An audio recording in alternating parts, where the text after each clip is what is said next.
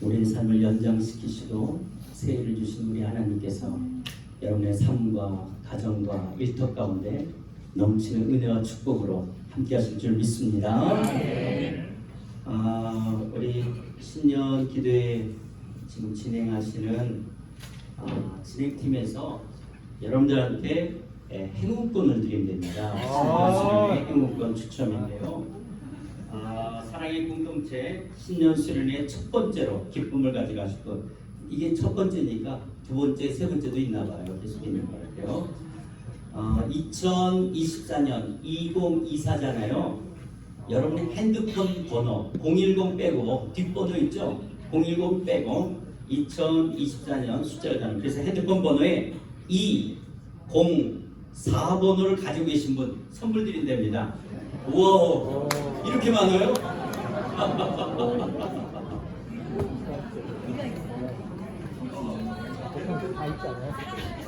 그러니까 204가 다 들어있어야 돼요. 204가 다 들어있는 거예요.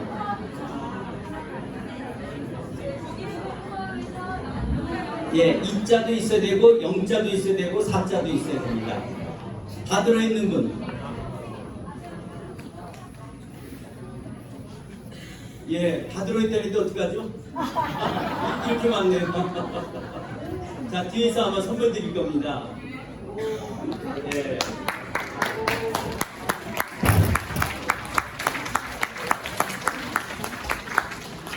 손 들고 계시면 아마 선물 드립니다.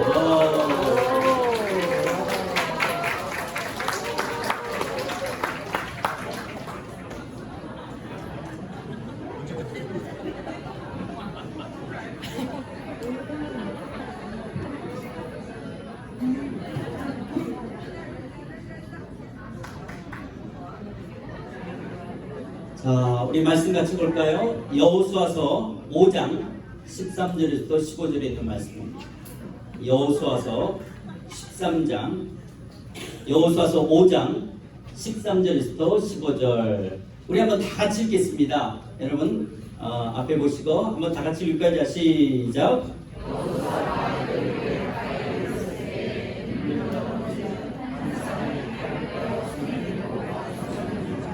여호수아가 나아가서 그에게 묻되 너는 우리를 위하느냐 이 족들을 위하느냐 하니 그가 이르되 아니라 나는 여호와의 군대 부장으로 지금 왔느니라.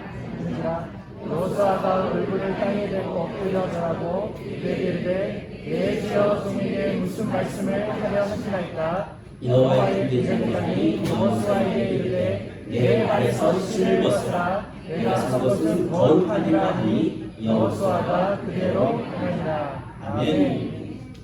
우리가 새해가 되면 아마 각자마다 갖는 소원이 있을 거예요. 새해는 내가 이렇게 해야 되겠다 라고 하는 다짐도 있을 거예요.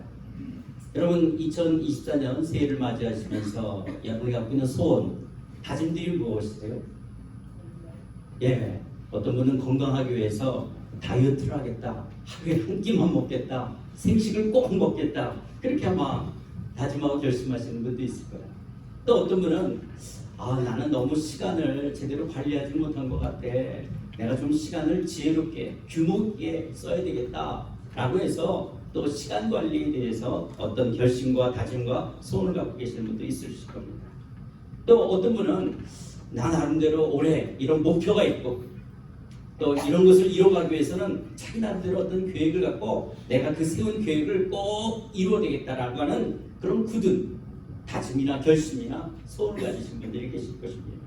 그런데 여러분, 이렇게 우리가 건강을 관리한다든지 시간을 관리한다든지 돈을 관리하는 거, 이거는 외적인 관리예요. 외적인 관리. 이것도 굉장히 중요한 거죠. 근데 여러분, 내가 이렇게 시간을 잘 쓰겠다, 건강을 또 잘 관리하겠다 하는데 그만 회식 자리에 가가지고 또 아니면 뷔페 가가지고 막 먹는다 그러면 한순간에 다 무너질 수도 있는데요. 물론 그런 걸 한 번 먹고 또 다이어트를 해갈 수 있겠지만 때로는 부부싸움하고 나면요, 자기가 이렇게 살겠다고 계획했던 것들을 다 무너지고 다 때려치고 그냥 죽어버릴까 이런 마음이 들지도 않고요. 또 나름대로 인생의 계획과 목표를 갖고 내가 이제 회사에서 이렇게 하겠다, 아니면 내 시간을 이렇게 쓰겠다라고 하는데 옆에 사람하고 어떤 불미스러운 일들이 일어난다든지 또 누군가로부터 비난이나 억울한 말을 듣게 되어지면 그냥 다 때려치고 싶은 거예요. 다 때려치고 싶고 그 마음속에 일어나는 분노 속에서 모든 것들이 마치 이 포토홀이라고 이렇게 꺼져 이렇게 이 파진 웅덩이를 만나는 것처럼요. 그냥 가다가 차가 웅덩이에 떨어지는 것처럼 내가 외면적인 관리를 잘하겠다라고 결심했는데도 내적 관리가, 내면적인 관리가 안 되면요, 분노 한 번에, 싸움 한 번에, 누군가의 갈등 한 번에 다 무너질 수 있다라고 하는 거예요.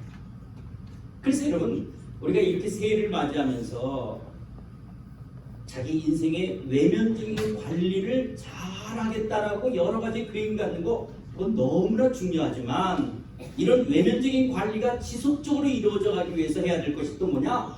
내면, 우리 마음의 관리라고 하는 거예요. 우리 영적인 관리라고 하는 것들입니다. 여러분, 우리가 올해 자기 나름대로 어떤 계획, 목표를 앞에 두고 그 계획과 목표를 이루어가기 위해서 우리는 어떤 소원을 갖는 거예요. 왜냐하면 이 계획, 이 목표를 이루어야 될 목적, 그 목적을 달성시켜야 될 소원이 있는 거예요. 소원. 이것을 우리가 때로는 비전, 꿈 이런 것으로도 표현되지만 이런 비전과 꿈을 이루려고 하는 궁극적인 내 안의 소원이라는 거예요. 소원. 여러분, 이 2024년 여러분들이 새해를 맞이하시면서 여러분 마음속에 소원이 있으십니까? 시간이 얼마 안 되기 때문에 오늘 지금 이제 5시 정도 되니까 오늘 새해가 밝아서 그래도 좀 시간이 많이 지났잖아요. 여러분 안에 어떤 소원이 있으십니까? 소원. 빌립보서 우리가 잘 아는 2장 13절에 보면 너희 안에서 행하시는 이는 하나님이시니 자기의 기쁘신 뜻을 위하여 너에게 무엇을 두고 행하게 하신다고요? 소원을 두고 행하신다는 거예요. 그렇다면 여러분들이 주께서 여러분에게 주시는 소원이 있냐는 거예요. 여러분의 내면 속에 어떤 소원이 있냐라고 하는 거예요. 여러분, 예수님도 소원이 있었다는 거 아세요? 예수님도 소원이 있으셨어요. 히브리서 5장 7절에 보면 그는 육체에 계실 때 자기를 죽음에서 능히 구원하실 이에게 심한 통곡과 눈물로 간구와 소원을 올렸고 그의 경외하심을 인하여 들으심을 얻었느니라. 소원이 있습니다. 우리가 소원이 없는 분, 여러분, 우리가 때로는 어떤 사람 만났을 때 저 사람은 참 욕심이 없어. 욕심이 없다라고 하는 것은 귀한 미덕 중에 하나죠. 참 좋은 삶이죠. 욕심이 없다. 그런데 삶에 의욕도 없다. 삶에 의욕이 없다. 그건 건강한 것이 아니죠. 욕심이 없는 것은 좋을 수 있지만 삶에 의욕이 없다라고 하는 것은 건강한 것이 아니에요. 새해가 됐는데 내 안에 어떤 거룩한 소원이 없다. 삶에 의욕과 열정이 없다. 결코 건강한 것이 아니죠. 사람이 동물하고 다른 점은 사람은 나름대로 삶의 의욕과 열정, 목표를 갖고 그 소원과 비전과 꿈을 이뤄가려고 하는 이런 거룩한 우리 안에 그런 삶의 의욕들이 있다고 합니다. 그런데 전혀 삶에 의욕이 없는 거예요. 욕심이 없는 것이 아니라 의욕이 없다면 그것은 결코 건강한 모습은 아니라고 해요. 동물이 2024년 만났다라고 저기 멍멍이 제가 무슨 소원이 있겠어요? 그냥 뭐 어제나 오늘이나 그냥 하겠죠. 그러나 사람은 동물하고 다른 점이 이렇게 새해를 맞이하면 어제와 똑같은 시간이지만 이 시간에다가 의미를 부여하는 거예요. 새해라고 하는 그 새해라는 시간에 의미를 부여해서 소원을 갖는다. 이것이 사람만 가질 수 있는 것들이죠. 그런 속에서 나에게 이 새해를 맞이하면서 갖는 소원이 뭐냐라고 하는 거예요. 그런데 어떤 사람은 그 소원이 넘쳐나서 그 소원인지 이 욕심인지 모를 정도로 삶의 소원과 의욕과 열정이 너무 많은 사람도 있을 수 있죠. 그래서 여러분, 욕심하고 소원은 구분을 해야 돼요. 욕심하고 소원을 어떻게 구분할 수 있을까요? 결과를 보면 알 수 있어요. 결과가 그것이 이루어졌는데 그 이루어져서 나한테는 굉장히 이익이 되고 나는 좋다. 그런데 하나님과 이웃에게는 별로 하나님께 영광이 안 되고 이웃에게 유익하지 않다. 그건 욕심입니다. 그건 나만을 위하는 거예요. 그러나 소원은 이것이 이루어졌을 때 하나님께 영광이 되고 이웃에게 유익하게 되어진다면 그건 소원이에요. 우리의 소원은 뭐죠? 통일. 그 통일을 내는 것을 위해서 우리 모두, 우리 한국 사람이나 북한 사람, 우리 모든 사람들에게 이익이 될 수 있다. 우리의 소원은 통일이라고 이야기할 수 있는 거예요. 그런데 내 소원이 통일이 되면 평양에 땅 빨리 올라가서 농담이지만 그건 욕심이 될 수 있겠죠. 나만을 위한 것이죠. 1등을 한다는 것과 공부를 잘한다는 건 좀 다르죠. 1등이 한다. 그런 데는 욕심일 수 있어요. 공부를 잘한다는 건 소원일 수 있습니다. 그래서 내가 지금 이 새해를 맞이해서 어떤 소원을 가져야 되는데 그 소원이 욕심과는 달라야 된다는 거예요. 이 소원이 이루어졌을 때 하나님께 영광이 되고 이웃에게 유익하고 내게 좋은 것이라면 그건 하나님이 기뻐하시는 소원이 될 수가 있는 것들이에요. 그런데 제한된 것을 내가 더 갖겠다. 그러면 그것이 욕심이 될 수 있어요. 제한된 것. 여기 돈이 1,000만 원이 있는데 이것을 갖겠다는 사람들이 1,000명 있다. 그러면 한 사람씩 1원밖에 못 가질 수 있죠. 처음에 10,000원씩밖에 못 가질 수 있겠죠. 제한된 것을 누가 더 많이 가질 것이냐, 그런 것을 소원으로 갖는 것이 아닌 아무리 내가 가져가도 제한되지 않는 거예요. 예를 들어서 내가 올해는 더 사랑의 사람이 되겠다, 더 용서의 사람이 되겠다, 이런 소원 가졌다고 해서 누가 옆에 사람이 야 너 이렇게 욕심부려, 네가 더 용서의 마음을 너 가져가면 어떡하니? 이런 사람 없죠. 왜냐하면 용서의 마음이라고 하는 거, 사랑의 마음이라는 것은 제한되는 것이 아니기 때문에 그런 거예요. 그런데 우리 애가 서울대를 가야 된다. 그러면 다른 집 애는 서울대를 못 가야 되는 거죠. 우리 집 애가 들어가기 위해서는 이런 부분들 속에 소원과 욕심을 주님 안에서 잘 구분하는 것은 필요한 것들이죠. 그런데 이렇게 우리가 소원과 어떤 삶의 의욕과 열정을 가져간다. 그래서 하나님 앞에서 욕심이 아닌 거룩한 소원을 가져간다는 건 참 귀한 거죠. 그래서 삶의 의욕, 열정, 이런 소원할 때 우리가 기억나는 사람이 있어요. 여호수아서 14장 12절에 보면 갈렙이요. 갈렙이 나이가 85세임에도 불구하고 나에게 저 헤브론 산지를 달라고 요청하잖아요. 여호수아서 14장 12절인데요. 그날에 여호와께서 말씀하신 이 산지를 지금 내게 주셔서 당신도 그날에 들으셨거니와 그곳에서는 아낙 사람이 있고 그 성읍들은 크고 견고할지라도 여호와께서 나와 함께 하시면 내가 여호와께서 말씀하신 대로 그들을 쫓아내리이다 하니, 이 아낙 사람들 크고 견고한 성읍이지만 주께서 내게 약속하신 거 이루어달라고 하는 이런 소원을 갖고 나가는 거예요. 근데 나이가 몇이세요? 85세임에도 불구하고 이런 소원을 가졌다라고. 혹시 여기 계신 여러분 85세 넘으신 분 계십니까? 85세 넘으신 분 안 계시죠? 그렇다면 우리 모두가 다 소원을 가지셔야 될 거 아니겠어요? 내 안에도 소원을 이루어야 됩니다. 근데 여러분, 내 안에 이런 소원을 이루어가기 전에 우리가 가져야 될, 아주 먼저 가져야 될 중요한 삶의 영적인 자세들이 있습니다. 하나님 앞에서 내가 어떤 삶의 의욕과 열정을 향한 이 소원들, 그 소원을 이루어가기 전 이 새해에 먼저 주님 앞에서 가져야 될 어쩌면 더 중요한 내면적인 태도들이 있다라고 하는 거예요. 오늘 읽었던 이 본문에 보면 이제 출애굽했던 1세대 사람들은 이제 광야에서 다 죽었어요.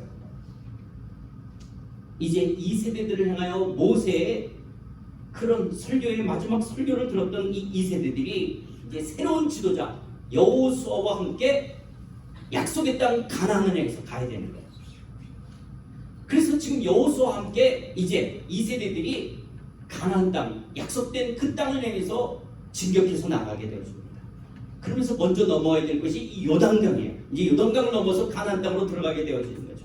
그래서 하나님의 놀라운 기적과 함께 요단강이 갈라져 모든 이스라엘 사람들이 건너가게 되어지고 요단강가에서 12개의 돌을 길갈에 세우면서 하나님께서 우리에게 행하신 이 능하신 일들을 기념하면서 기념비를 세우고 나가는 거예요.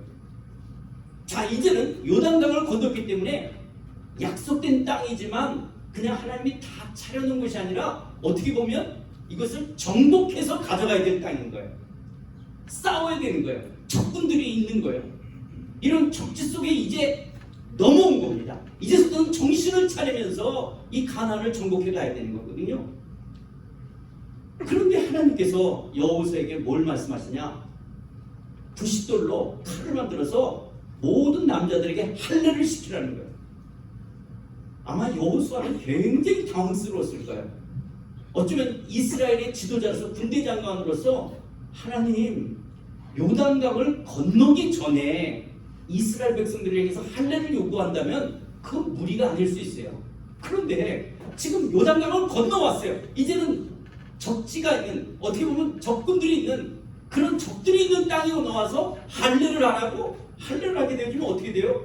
남자들이 부싯돌로 칼을 만들어서 이 포경 수술하듯이 다 할례를 하게 되어지면 어쨌든 며칠 동안 끙끙거리고 걸을 때도 이렇게 걸어야 되고 얼마나 힘들겠어요. 그걸 나가는 시간. 그런데 그러다가 적들이 쳐들어오면 어떻게 하겠어요? 어쨌든 싸우는데 힘들 거 아니겠어요? 아니, 적군들 앞에서 할례를 행하니 이거는 여호수아가 그렇게 금세 순종할 수 있는 것이 아니었어요. 그런데도 여호수아가 하나님의 말씀 앞에 순종하면서 모든 이스라엘 남자들, 그래서 지난 광야 시절 할례받은 백성이 아니었기 때문에 40년 동안 할례를 행하지 못했던 이스라엘 백성들에게 다 할례를 행합니다. 그러면서 여호수아가 얼마나 긴장했어요. 혹시 누가 쳐들어오는지 망을 보라 그러고 혹시 전쟁이 일어날까 봐. 그런데 무사하게 할례가 이루어지고 이스라엘 군인들이 다 나을 때까지 별 문제가 없었어요. 자, 그래서는 이제 어떻게 해요? 이제 남자들이, 군인들이 다 건강을 회복하게 되어지니까 여호수아가 이제 신을 동용할 거 아니에요? 이제부터 이제 싸우러 나가야 될 거 아니에요? 하나님의 말씀 앞에 순종한 할례받은 이스라엘 백성으로 나가야 되는 거예요. 그래서 이제 적진을 향해서 여리고를 향해서 나가려고 하는데 갑자기 앞에 칼을 든 사람이 앞에 서 있는 거예요. 얼마나 놀랬겠어요. 그래서 이 칼을 든 사람을 바라보면서 이제 여호수아가 묻습니다. 너는 우리를 위하냐? 우리의 적들을 위하냐? 그러자 이 칼을 들고 있는 사람이 뭐라냐? 나는 여호와의 군대 대장으로 지금 왔다는 말하는 거야. 이 말을 듣고 여호수아가 얼굴을 땅에 대고 엎드려 절하면서 내게 무슨 말씀을 하려고 하십니까? 말씀하옵소서. 그랬더니 이 군대 대장이 여호수아에게 이르되 내 발에 신을 벗으라. 내가 선 것은 거룩한 땅이라고 말합니다. 와, 내 발에 신을 벗으라. 여러분, 지금 여호수아는 할례가 끝났기 때문에 적지에서 이제 신발을 단단히 동여맸을 거예요. 이제는 나가야 돼요. 진격해야 돼요. 싸워야 돼요. 그런데 신을 벗으라니. 이 팔레스타인에서 신을 벗는 것은 종들이 하는 행위죠. 하나님께서 군대 장관으로 찾아오셔서 여호수아에게 신을 벗으라고 말하는 거예요. 그러면서 내가 선 것은 거룩한 땅이라고 합니다. 지금 여호수아가 서 있는 땅이, 크기, 영토가 거룩한 것이 아니라 하나님의 임재가 여호수아 앞에 임하자 거기를 거룩한 땅이라고 말하면서 내 발에 신을 벗으라고 하는 거예요. 어쩌면 2024년 우리 처한 형편이 결코 만만하지 않을 거예요. 올해 우리 대한민국에 총선, 국회의원들을 선출하는 부분도 있을 거고 경제면에 있어서 이제 북한은 한국과 이렇게 이제 완전히 뭐 통일을 물 건너갔다라고 이제 김정은 이야기하고 있잖아요. 적과의 관계라고 아예 뭐 선언하고 있잖아요. 그럼 북한과의 관계 속에서 어떤 일이 어떻게 벌어질지 모르는 거죠.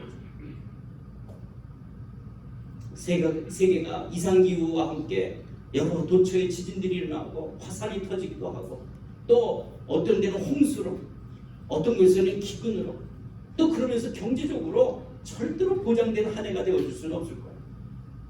그러면서 우리가 이 2024년을 맞이하면서 이제 새아침 이 첫 시간 우리가 신발끈을 동여매는 거예요.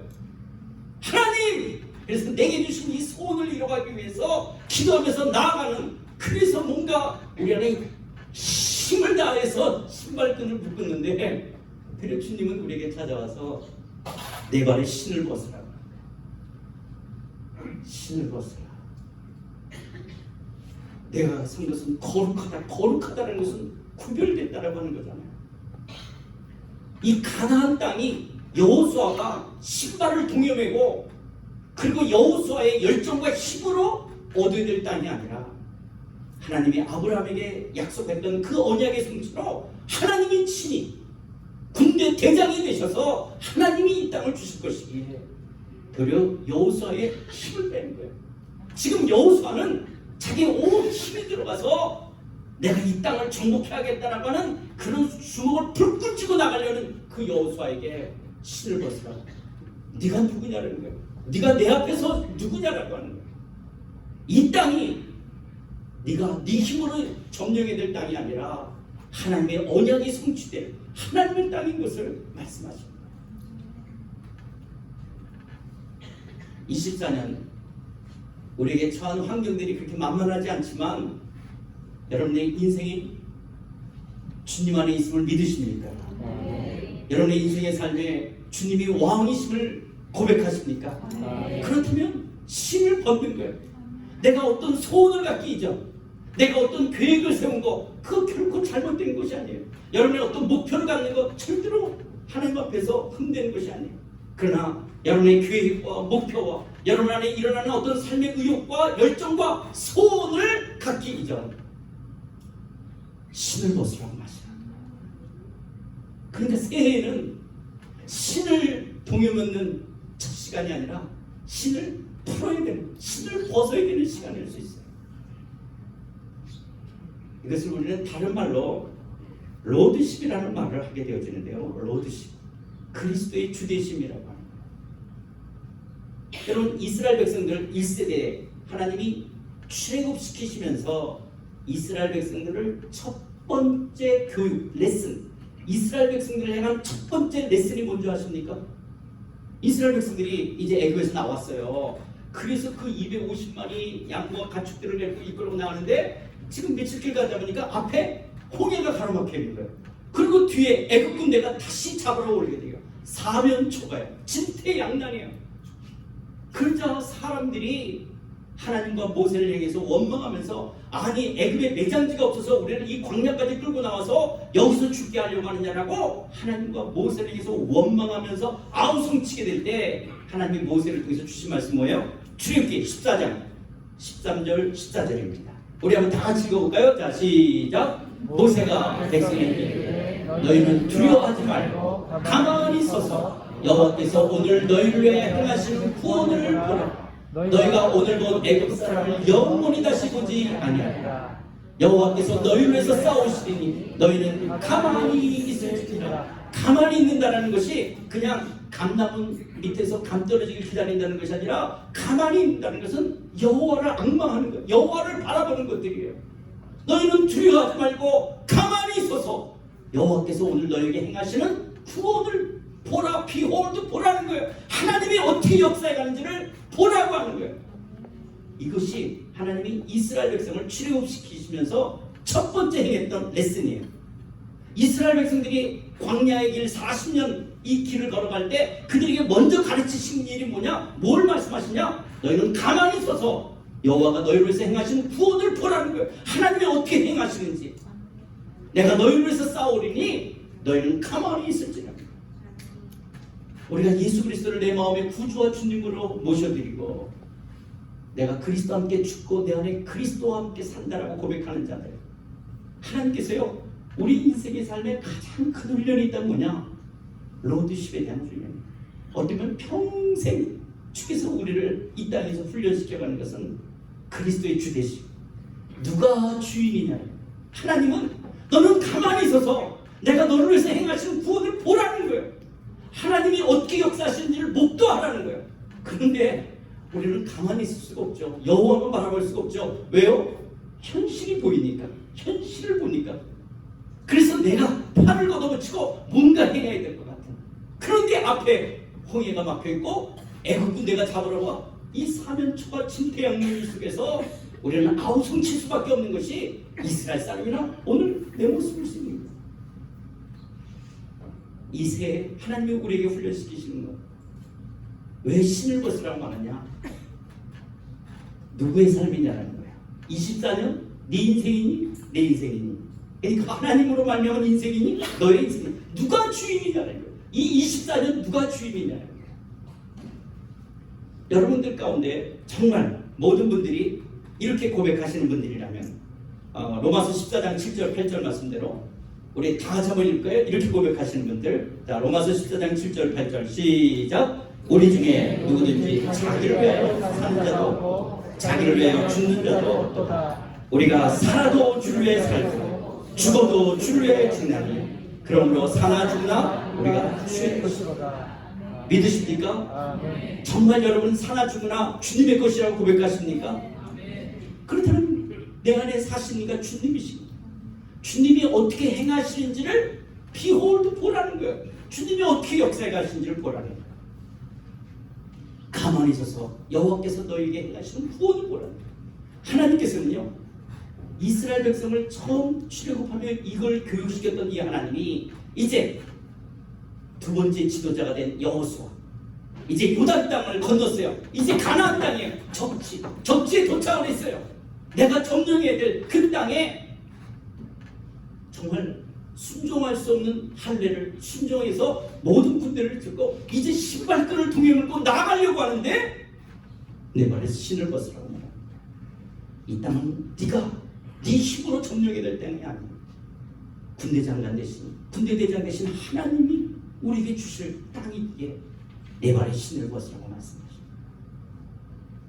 그렇다면 2024년 이 새해 첫날 내가 가졌던 소원들, 내 삶의 의욕과 열정들, 내가 바라보고 희망하는 것들, 이런 모든 것들 이전 하나님께 신을 벗습니다.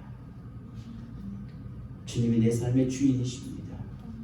내 삶의 주님이 왕이십니다. 주님, 하나님이 내 인생 속에 역사하시는 하나님의 구원을 목도하겠습니다. 하나님, 이 한 해를 주의 손에 올려드립니다. 주님, 이 한 해 우리의 걸음걸음을 주장해 주십시오. 그래서 그 하나님의 일하심과 역사하심, 그것을 기뻐하며 즐거워하는 이 한 해 되게 하여 주시옵소서. 이것이 우리가 가져야 될 우리의 고백, 이 시간 주님 앞에 드려야 될 우리의 마음인 줄 믿습니다. 저는 엄마 뱃속에서부터 교회를 다녔다. 흔히 말하는 모태신앙이에요. 이것도 못해 저것도 못한다는. 주일날, 그것도 새벽 5시에 태어나서 저희 어머님이 저희 큰누님한테 감사헌금을 갖다 내라고, 주일날 태어났습니다. 그래서 저는 주일날 태어나서 우리 어머님이 감사헌금을 드렸던 그러면서 저희 아버님은 한경도 분이시대요. 그래서 제가 어렸을 때 제일 많이 듣고 자랐던 말이 이 종갓나 새끼예요. 그러니까 이 종갓나 새끼라는 게 뭐냐면 종도 별 볼 일 없는데 종이 갓 낳은 새끼니까 얼마나 별 볼 일 없어. 이게 종갓나 새끼예요. 이 종이 갓 낳은 새끼라는 거예요. 우리 아버님이 당신을 종이고 나는 갓 낳은 새끼예요. 그래서 우리 아버님이 늘 저를 종갓나 새끼라고 했거든요.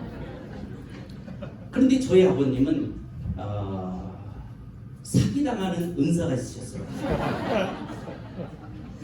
그래서 저희 아버님이 사기당하는 은사가 발휘될 때마다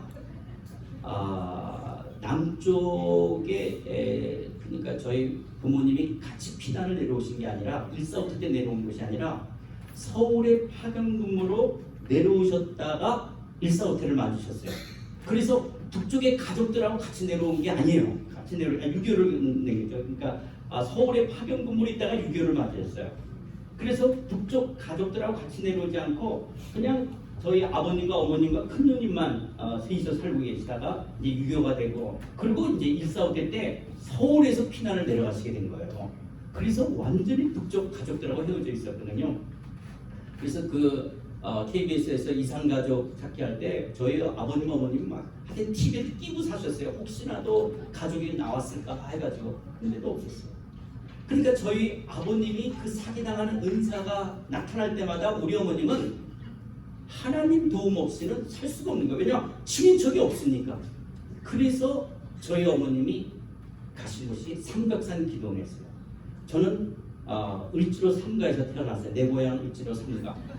왜냐하면 이북 사람들이 1.4호 때 이제 피난 가셨던 분들이 모여 산 데가 을지로 육가 광산시장 있는 데였어요. 그래서 영락교회, 충영교회 이런 성도교회들이 이북 사람들이 많이 모여서 만든 교회가 영락교회, 충영교회, 성도교회 이런 거죠. 거기가. 그래서 저희 부모님도 이제 이북 사람이니까 광산시장 주변에 살다가 근데 그게 이제 저는 을지로 삼가. 그래서 제가 제 고향이 을지로 삼가입니다. 그러면서 저희 어머님이 이제 해결할 방법이 없을 때마다 어딜 가시냐? 삼각산 기도원을 가시고, 기도원 가실 때마다 제가 막내니까 저를 데리고 가셨어요. 그래서 저의 어릴 때 기억은 저는 삼각산 기도원이에요. 그때는 세금정도 없었어요. 평창동까지 길이 안 나서 세금정이 평창동이 길이 안 났어요. 세금정까지입니다. 그래서 동대문 앞에서 전차를 타고 서대문까지 가는 거예요. 그래서 서대문에서 버스를 타고 세금정까지 가서 세금정에서 그 평창동 그 삼각산 기도원을 걸어 올라갔댔어요. 제가 어렸을 때. 그래서 제가 봤던 것이 이 기도원. 그래서 저는 어릴 때서부터 이렇게 기도원. 그래서 우리 어머님이 기도하고 이제 그 집회가 끝나면 기영아 여기서 자라. 그리고 이제 저를 예배당에다 눕혀 놓으시고 산에 올라가서 기도하고, 제가 자다가 새벽기도 때 찬송가 소리 듣고 엄마가 옆에 와 있는 거 보고 깨나고, 그게 제 어릴 때 기억이었어요. 그러면서 이제 제가 중고등학교 생활을 하다가 누구도 저보러 목사가 되라고 하지는 않았댔어요. 저희 어머니조차도 저한테 목사가 되라고 말하지 않고 교회에서도 누구도 목사가 되라고 하지 않았어요. 근데 문과로 갈 거냐 이과로 갈 거냐 하는 것을 진로를 결정해야 될 때 그냥 제 마음속에 들어왔어요. 나 목사 돼야 되지 않나? 그럼 또 잊어버렸어요. 내가 왜 누구도 저보러 신학교 가라는 말 한 사람이 아무도 없었으니까. 그런데 또 나는 하나님 내시 아닌가? 나는 목사가 돼야 될 사람인 것 같은 그런 생각이 또 들어오는 거예요. 나 신학과 그러면 문과 가야 되는데, 그러다가 또 잊어버리고 이렇게 하다가 저는 그때까지 장래 희망 그러면 수학 선생님이었어요. 제가 수학을 굉장히 잘해서 수학 선생 된다고 늘 그랬어요. 수학 선생님. 그런데 내가 이과가 아니라 난 문과로 가야 되는 거야. 난 목사. 그런데 이제 마침 어떤 교회에서 선교의 밤이라고 하는 것을 하는데, 우리 한국의 선교의 아버지라는 조동진 박사님인데요. 조동진 박사님이 그 후암교에서 선교대회를 하는 거예요. 그러면서 그 선교를 하다가 자신의 평생을 선교사로, 목사로 자기의 삶을 드릴 사람 나오라고 콜링하는 거예요.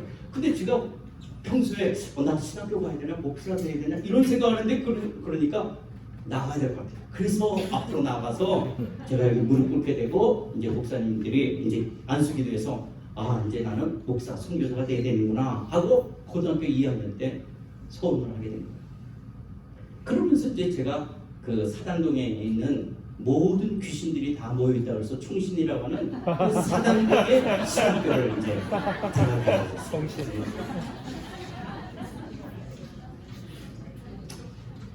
그렇게 들어가서 그때까지만 해도 저는요 그 어머니를 따라서 배웠던 것이 산기도였기 때문에 제가 혼자서 저는 이제 도봉산 기도원을 다니게 됐어요. 그래서 도봉산 기도원 가서 기도하고 막 그러면서 제 인생에 대한 이렇게 쥐는 것이 있었어요. 어떤 것을 쥐냐면 인생을 생각하니까 너무 빤하게 느껴지는 거였어요. 이렇게 살다가 대학교 가고 결혼하고 직장생활 하다가 죽겠지.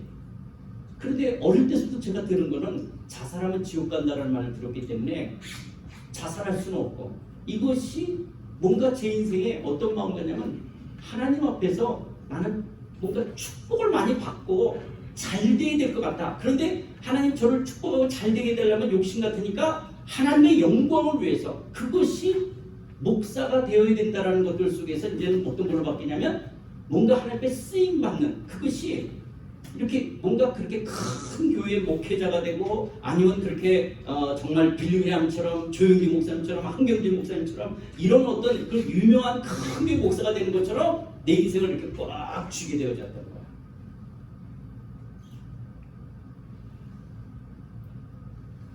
근데 제가 제대하고 나와서 군대를 갔다 오고 나서 제가 이제 어떤 분을 만나게 됐어요. 근데 그분이 이동원 목사님이라는 분이었어요. 저는 원래 장로교인데 구경 갔어요. 침례교, 서울 침례교회라고 어떤 목사님이 설교를 잘한다고 그래서 저희 형도 이제 목사인데 저희 형이 저기 퇴교로 오가에 한번 가보라는 거예요. 어떤 목사님 설교를 잘한다고. 그래서 수요일날 놀러 갔던 곳이 서울 침례교인데 그분이 이동원 목사님이라는 분이었어요. 저는 제가 다녔던 장로교회에서는 수요일날 되면 할머니 권사님들 집사님 몇 분, 그 다음에 장로님, 그래서 한 20여 분들이 내 주의 보여 그런 교회였어요. 그런데 수요일날 딱 가보니까 거기 젊은이들이 1, 2층에 꽉 차있고 그러면서 막 이렇게 찬양을 부르면서, 저희 교회는 그때만 해도 복음성가를 부르면 권사님들이 이 빨래방맹이 들고 나와가지고 막새끼랑 막 기타를 못 치게 하고 막 그랬댔거든요. 그럼에도 불구하고 저희 교회에서 불렀던 것이 실로와 뭐 내게 있으니 뭐 그런 것과 함께 뭐 이렇게 예수님 찬양 불렀어요. 그런데 거기를 딱 갔더니 날마다 숨쉬는 순간마다 뭐 이런 찬양 부르고 세상은 평화 원하지만 전쟁의 송, 마치 내가 시골에 있다가 서울학교 온 것처럼 이런 교회가 다 있냐. 그럼 너무너무 놀라웠어요. 너무 놀라웠어요. 그래서 그 해 겨울에 수련회가 있다는 거예요. 대학부가 있는데, 그래서 대학부 수련회인데 강사가 오정현 간사가 온대요. 그래서 우리 장로교는 강도사가 있는데 침례교는 간사가 있나? 그게 이제 그 오정현 간사, 지금 사랑의 교회 목사님이세요. 그때는 간사였어요. 전도사라는. 그분이 오신다는 거예요. 그러면서 대학부 모임을 하는데 뭐 제자훈련이라는 것을 이야기하게 되어지고 막 하는 거예요. 저는 그 장로교에서 하면서 그때 1월 달인데 제가 잊어버리지도 않아요. 우리 교회에서는 1절 찬송가 부르면 1절까지 부르고 1절, 2절, 3절, 4절 부르고 끝나면 아멘. 근데 참 반가운 신도회를 여러분 성탄절이 지난 지 얼마 안 되지만 우리 주님을 찬양하자라고 해서 참 반가운 신도, 그러면서 그 오정현 간사가 참 반가운 신도를 부르는 거예요. 1절, 2절, 3절, 4절 아멘 끝나야 되는데 다시 후렴만 엎드려 절하세, 엎드려 천천히 안 가지 마시고 저는 처음에 그런 거예요. 우와, 저렇게도 찬양을 부를 수 있구나. 저렇게도 부르네. 그러면서 엎드려 부르는데 근데 뭔지 마음이 뭉클해지면서 그래 주님 엎드려 절하세 그러면서 그러면서 이제 이야기된 게 이제 제자훈련이라고 하는 것들이었어요. 그래서 이제 제가 교회를 옮기게 됩니다. 제가 옮기고 서울 침례교를 가서 제자훈련을 했는데 저를 헌신하게 됐어요. 그래서 그때는 디사이플 메이킹이죠. 제자 삼는 사역이에요. 그래서 내비게이터 사역이 교회 안에 들어온 사역에 완전히 저를 헌신하게 됐어요. 근데 그때 당시 네스톤 교회라고 하는 대학부가 있었고 서울 침례교라는 대학부가 두 대학부가 있었어요. 그 두 대학부가 있었는데 이 네스톤 교회 대학부가 그때 당시 출신들이 지금 오정현 목사, 오정호 목사, 박성규 목사, 송태근 목사, 화정부 목사, 우리 지금 한국의 중대형 교회 목사님들이 다 이 내스동 교회 대학교 출신이고 서울 침례교는 전부 다 어디 가냐? 선교사가 되는 거예요. 선교사가. 그래서 하나님께서 80년대 두 대학교를 사용하시는 거예요. 이쪽은 목회자 그룹이 나오고 이쪽은 선교사. 그래서 제가 이제 이쪽에 있었기 때문에 저도 이제 일본으로 선교사를 가게 되어지는 거예요. 이 소중. 그런데 이동훈 목사님이 계시다가 미국을 가신다는 거예요. 저는 제 인생의 꿈을 전부 다 이제 그 제자 삼는 사역과 캠퍼스 사역을 해가지고 이제 이동훈 목사님과 더불어서 뭔가 할 계획을 꾸면서 내 인생에 대한 꿈을 가졌어요.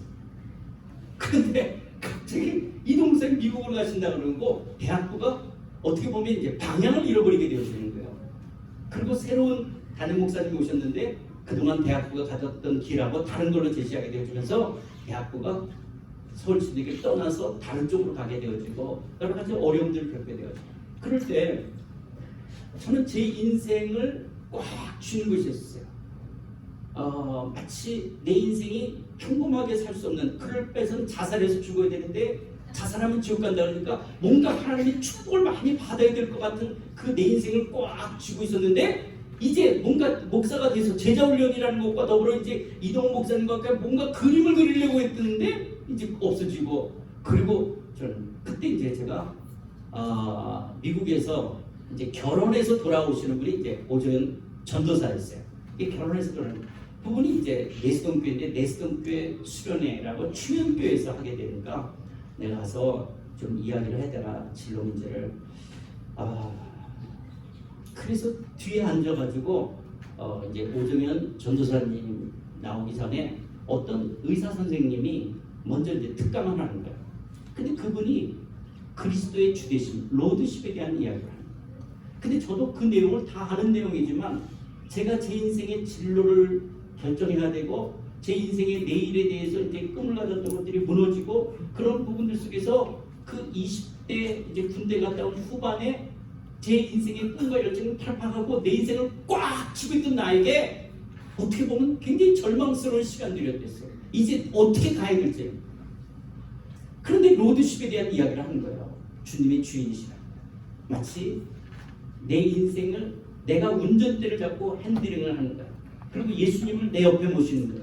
예수님, 제가 운전 잘하도록 옆에서 좀 도와주세요. 그리고 그때는 뭐 이제 지도책 있으니까 지도책 보시면서 그 몇 페이지에 보면 저기 가서 우회전인지 좌회전인지 그걸 가르쳐 달라고 하는 듯이 그래서 나는 운전을 내가 하면서 예수님을 잘 모시려 드리려고 하는 거예요.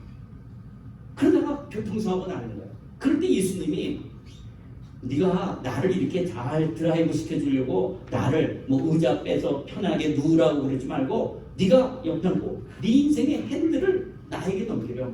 내가 네 인생의 핸들을 내가 핸들링 해줄게. 나는 너한테 지도 보고 길이 저기서 우회전에 좌회전에 물어보지도 않아. 내가 너 인생을 이끌게. 저는 지금까지 제 인생을 꽉 쥐고 예수님을 모셔드리고 예수님을 영광 돌리려고 했는데 예수님은 핸들을 내 인생의 핸들을 예수님에게 넘기라는 거예요. 예수님이 내 인생의 핸들을 쥐고 핸들링 하시고 나는 옆에 앉아있는 이런 것들이 그때 강해되어지고 그런 것들이 생각나니까 제가 너무 힘이 들었어요. 그래서 내려와서 혼자서 그 일찍에 가가지고 기도하기 시작했어요. 하나님, 제가 이제 진로를 어떻게 가야 되는지. 그런데 그것 속에서는 저는 제 인생을 꽉 쥐고 있는 마음 속에서 내 인생을 좀 축복해 주시고 이 종간당 새끼라는 말을 듣고 자랐던 사기당하는 은사가 있는 그 집안에서 자랐던 내 인생 또 이 기도 조금만 했던 내 인생의 삶에 하나님 저를 좀 어떻게 좀 축복해 달라고 하는 것을 꽉 쥐고 기도하는 전 그렇게 기도하다가 그냥 꿈도 아니고 환상도 아니고 비몽사몽도 아니고 넋두리처럼 하나님 저 어디로 가죠? 이제 어떡하죠? 라고 기도하다가 떠오르는 게 이렇게 딱 어떤 게 보이냐면 아스팔트 위에요. 근데 쥐가 한 마리가 죽은 거예요. 그런데 그 쥐 위로 차가 딱 지나가니까 그 쥐가 배가 터지는 거예요. 그래서 내가 이렇게 눈 감고 있으면서도 그런데 그 쥐가 저로 바뀌는 거예요. 그리고 이런 소리가 꼭 들리는 것 같아요. 이 뱉어져 죽은 쥐 같은 놈아, 네 인생을 써달라고. 저는 그때까지 제가 이제 목사가 되겠다 그랬으니까 하나님 앞에 제 인생을 써달라고 하는 기도를 많이 했어요. 그 써달라는 것이 제가 마치 그렇게 큰 교회 목사가 되듯이 유명해지는 것처럼 내 인생을 주고 하나님 저를 축복해달라고 하는 그런 기도가 있어요. 그런데 이 뱉어 죽은 쥐 같은 놈이 내 인생을 써달라고. 저는 그때까지 회개 기도는 그 전까지는요, 내가 살면서 지었던 죄를 회개했겠어요. 근데 그날 저는 내가 살면서 지은 죄가 아니라 내 안에 근본적인 이 반기독교적이고 반하나님적인, 하나님을 이용해서라도 내가 잘 되려고 하나님을 내 인생에 이용하려고 끌어들이는 그런 그 근본적인 이기적인 죄의 잠재태, 그런 죄성, 철저하게 내주기심. 그래서 내가 주인 노릇하고 내가 왕 노릇하고 내가 내 인생을 주면서 하나님조차도 내 인생에 끌어들여서 하나님의 그 어떤 축복만을 얻으려고 하는 나를 그날 정말 회개하면서 그걸 내려놓는 거야. 그럴 때 기영아, 그런 너를 위해서 내가 죽었단다. 그 뱉어져 죽은 쥐 같은 정말 징그럽고 쳐다보기도 싫은 그런 나를 위해서 예수님이 당신의 보혈 피로 나를 정결케 했다고 말씀하시면서 내가 너와 함께 할 거야. 내가 너와 함께 할 거야. 그날 저는 이론이 아니라 제가 알고 있었던 지식이 아니라 그날 정말 제 인생을 주님 앞에 내려놨겠어요. 마치 하얀 도화지, 백도화지를 주님 앞에 내놓고, 주님 이제 내 인생을 내가 그리지 않겠습니다. 주님으로 잘 그리게 해달라고 도와달라고 이렇게 말하지 않겠습니다. 주님이 내 인생을 그리십시오. 초가집으로 기우든 기와집으로 그리든 빌딩으로 그리든 내 인생은 주님의 것입니다. 주님이 내 인생을 그려달라고, 주님이 내 인생의 주인이요 왕이시라는 것을 완전히 고백하며 주님 앞에 내려드리겠습니다. 제가 잊을 수 없는 제 인생의 사건이 바로 그거였어요.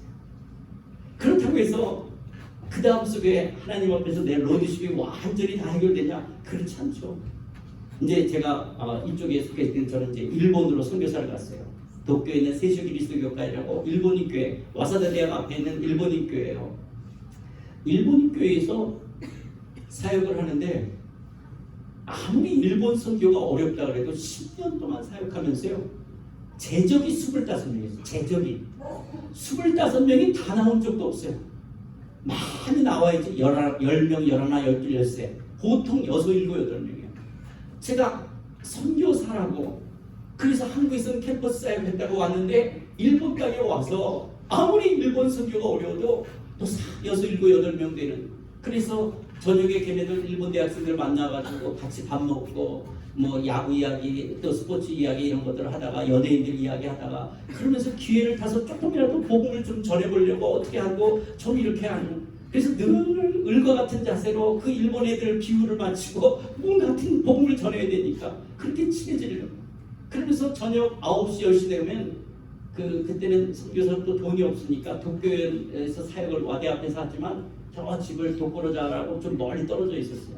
그러니까 그 전철 타고 갈 때 그 술 마시고 갔는데 제가 키가 작으니까 콧김, 그래서 그 술안주 냄새와 함께 쐬면서 거기 낑겨서 들어가고 거기서 내려서 집까지 또 자전거 타고 가는 그 속에서 내 인생이라는 게 뭐냐, 정말 어떻게 보면 그냥 일본 땅에서 그냥 사그라지는 것처럼 내가 여기서 이렇게 하고 있다는 것도 아무도 모르는, 이게 하나님 앞에서 내 인생이라는 게 결국 이게 복음 때문에 일본 때문에 이렇게 살아야 되는 건가? 그러면서도 여전히 누가 주인인가? 내가 과연 선교라는 게 뭔가? 그렇게 생각하게 돼요. 그러다가 10년을 하니까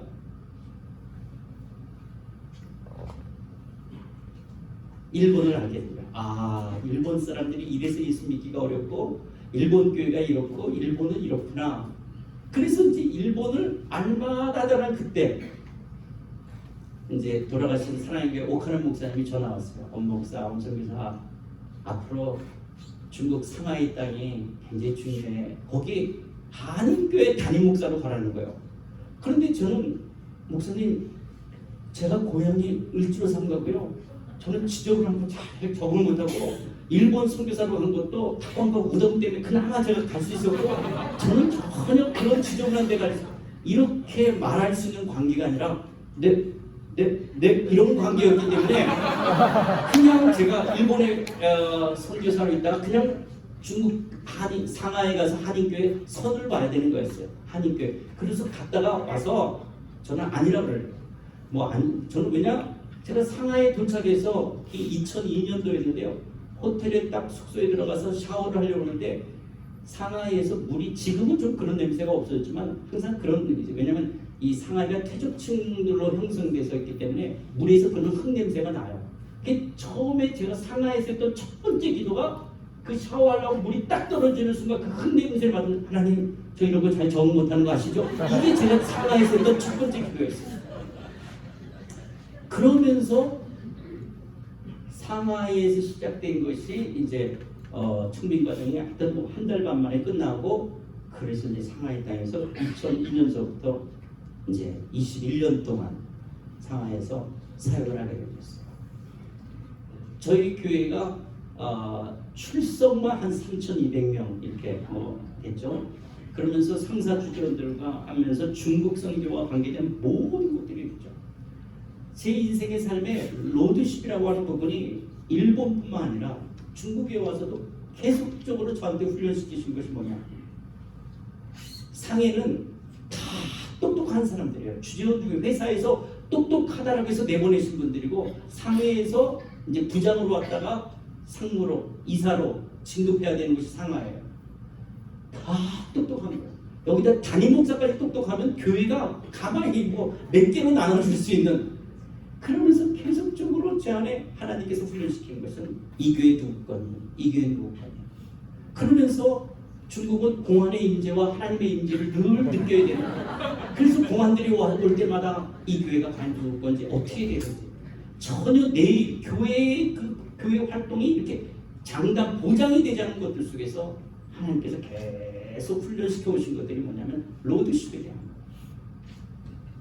은퇴하면서 나오면서까지도 하나님 앞에서 누가 주인이니, 누가 주인이니. 제 인생의 삶에 끊임없이 하나님이 부르시는 것들이 뭐냐? 너희는 가만히 서서 여호와가 내 인생의 하나님됨을 알지어다. 하나님이 어떻게 행하시는지. 이 2024년 저는 오늘 아침에 새벽에 주님 앞에 기도하면서 또 한번 오늘 저녁에 이렇게 또 횡성에 와서 말씀도 전해야 되겠지만 이거를 좀 전해야 되겠다. 제 하나님, 제가 그 젊었을 때 백직장을 주님 앞에 드리면서 하나님 내 인생을 초가집으로 그리든 기와집으로 그리든 빌딩으로 그리든 주님이 내 인생의 주인이요 왕이시라고 고백하는 것처럼 2024년을 백지로 올려드립니다. 주님 제 인생을 그려주십시오. 제 인생을 그려주십시오. 제 삶 속에 주님이 주인 되심을 보겠습니다. 하나님 그것이 초가집으로 되든 기와집으로 되든 빌딩이 되든 이 세속적인 가치관에 나를 저울질하지 않게 하시고 하나님의 영광만이, 주님의 나라만이, 주님의 뜻만이, 주님의 복음만이 드러날 수 있도록 주님 이 2024년을 인도해 주십시오. 주님 앞에 그런 기도로 오늘 아침 시간에 주님과 교제했던 것처럼 저는 이 시간 여러분들에게도 동일하게 24년 혹시 신발에 끈을 맺고 이제 여러분들이 인생의 소원과 열정을 갖고 다른 박질을 해야겠다면 이 시간 주님은 여러분들에게 말씀하십니다. 내 발에 신을 벗어라. 새해는 신을 동이 맺는 것이 아니라 끈을 푸는 거예요. 풀고 주님의 왕이심을 고백하는 거예요.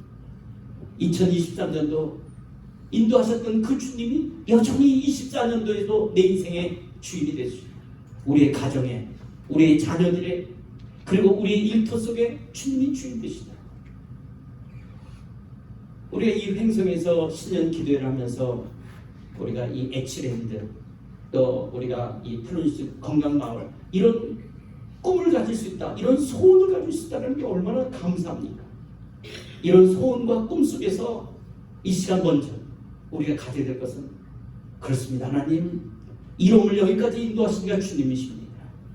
이름 속에서 주님이 왕이십니다. 주님 주님이 1호를 그려가실 줄 믿습니다.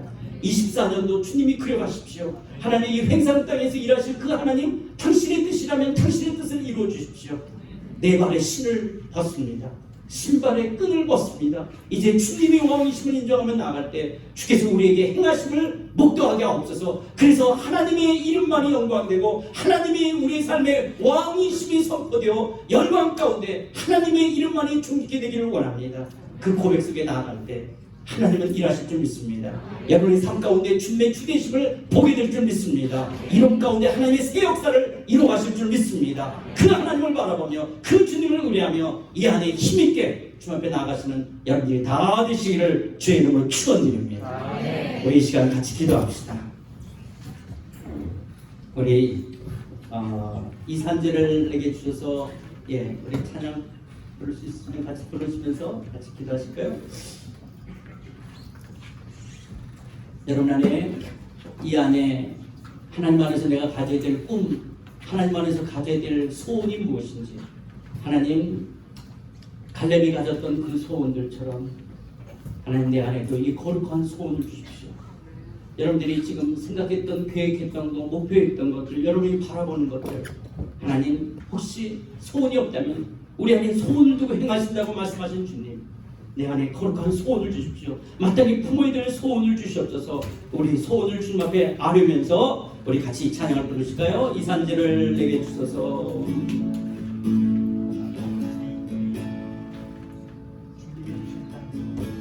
주님이 주신 땅으로 한 걸음씩 나아갈 때에 수많은 적들과 견고한 성이 나를 두렵게 하지만 주님을 신뢰함으로 주님을 의지함으로 주님이 주시는 담대함으로 큰 소리 외치며 나아가네. 산지를 내게 주소서. 그날에 주께서 말씀하신 이제 내가 주님의 이름으로 이 땅을 취하리니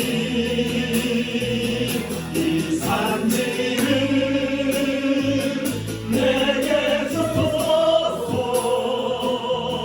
그날에 주께서 말씀하신 이제 내가 주님의 이름으로 그 땅을 취하리니.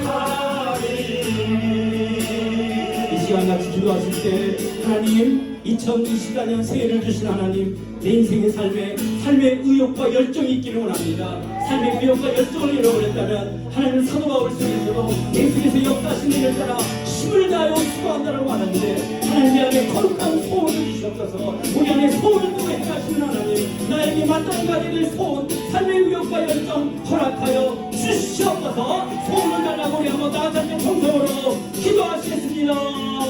아버지 안에 그렇습니다. 하나님 2024년 우리의 새해를 주신 하나님, 우리 안에 마땅히 가져야 될 거룩한 소원, 하나님께 마땅히 품어야 될 소원을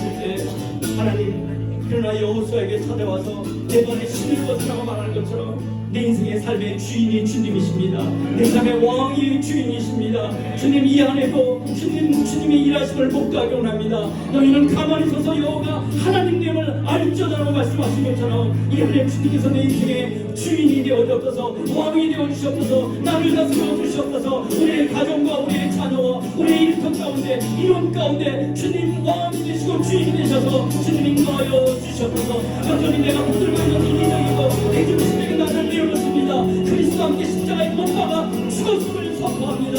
내 삶의 주인이신 주님이 나를 다스려 주시옵소서. 한번 이 시간 주님이는 크게 부르짖과 함께 기도하시겠습니다. 주여,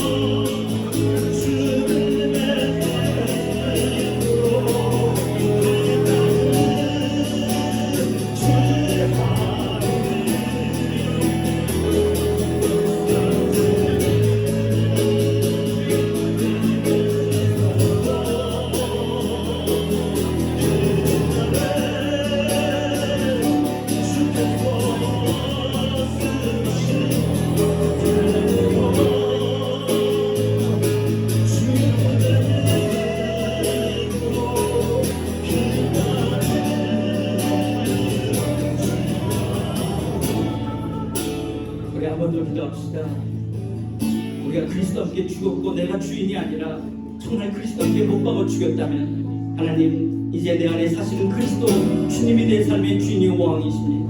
그런데 여전히 내 옛 성품이, 옛 자아가 주인 노릇하고 내가 움켜쥐고 내 인생이냐, 내 돈이냐, 내 시간이냐, 내 생기냐, 내 일터이냐, 내가 여전히 주인 노릇하고 왕 노릇하고 때로는 반기독교적이고 반하나님적인 하나님을 하나님으로 여기지 않는 나의 악함을 용서하여 주시옵소서. 하나님, 이 안에 첫 시간을 시작하면서 주님, 나의 이기적이고 내 중심적이고 내가 주인 노릇하는 나를 그리스도와 함께 못 박았음을 선포합니다. 내가 그리스도와 함께 죽었음을 선포합니다. 이 안에 성령이여 나를 다스려 주시옵소서. 성령이여 나의 주인 되셔서 주께서 말씀하여 주시옵소서. 주님의 뜻을 쫓아 사는 삶 되게 하여 주시옵소서. 다시 한번 주님 앞에 우리 신앙을 고백하면서 한번 주님의 크게 부르짖과 함께 기도하시겠습니다. 주여, 주님의 사십니다. 주님이십니다. 주님의 사십니다. 주님, 내가 주님입니다. 내가 원한다고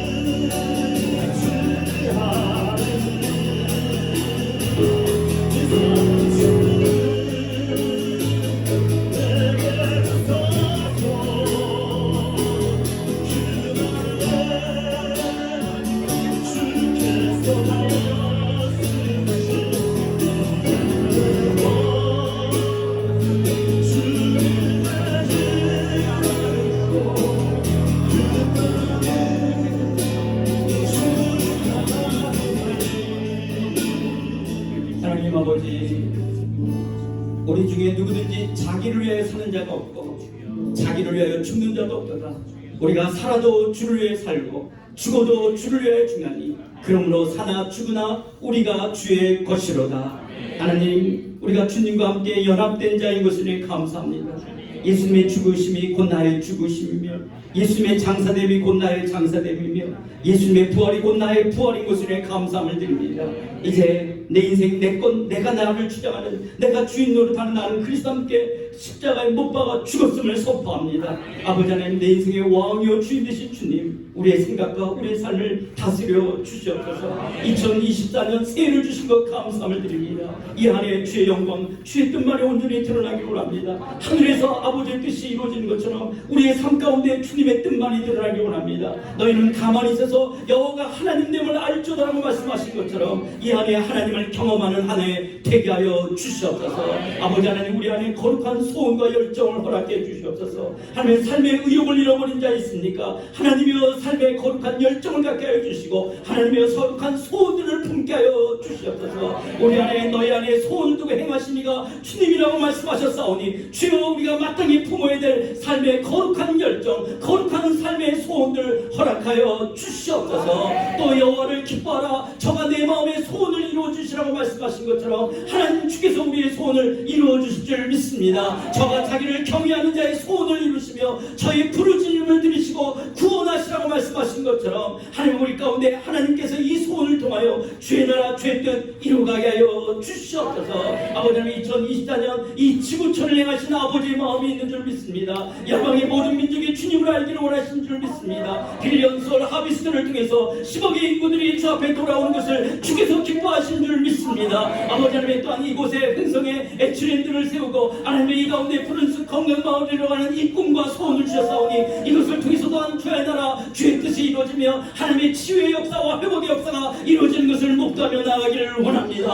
아버지 하나님, 이 소원 이루어 주시옵소서. 아버지, 그러나 아버지는 우리의 신발의 끈을 튼습니다. 하나님이여, 내가 신을 벗습니다. 주님만이 주인이여 왕이시며 주께서 이루셔야 될 것을 고백하오니 주여 이루어 주시옵소서. 주의 이름만이 높임받게 하여 주옵소서. 주님만이 존귀케 되게 하여 주시옵소서. 그래서 이름 가운데 하나님의 하나님 되심이 모든 이들에게 증거되게 하여 주시고 열방 가운데 드러날 수 있도록 도우셔서 우리 안에 행하시니가 주님이시라고 우리 모두가 기뻐하며 감사하며 경배하는 이 놀라운 기쁨이 우리 모두에게 가득 넘칠 수 있도록 주님 함께하여 주시옵소서. 이제 이어지는 이 신년 기도를 통해서 우리를 깊게 만나 주시옵시고 성령님 우리에게 찾아와 말씀해 주시고 우리의 내면을